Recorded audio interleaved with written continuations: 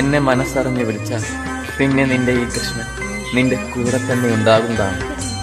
നാം ഇടയ്ക്ക് നിന്നോട് ചെറിയ കുസൃതികൾ കാണിക്കാറുണ്ട്. അത് നിന്നോടുള്ള ഇഷ്ടം കൊണ്ട് തന്നെയാണ്, നിന്റെ വളർച്ചയ്ക്ക് വേണ്ടിയാണ്. നിരന്തരമായ പരീക്ഷണങ്ങളും കുഞ്ഞു കുഞ്ഞു സങ്കടങ്ങളും അപമാനങ്ങളും നീ നേരിടേണ്ടി വന്നാലും ഒരിക്കലും നീ തളർന്നു പോകരുത്.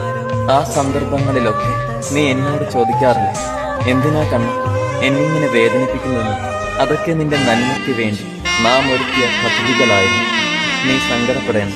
നിന്റെ ഈ ചെറിയ സങ്കടങ്ങളൊക്കെ നാളെ വലിയ സന്തോഷത്തിന് കാരണമായിട്ടില്ല.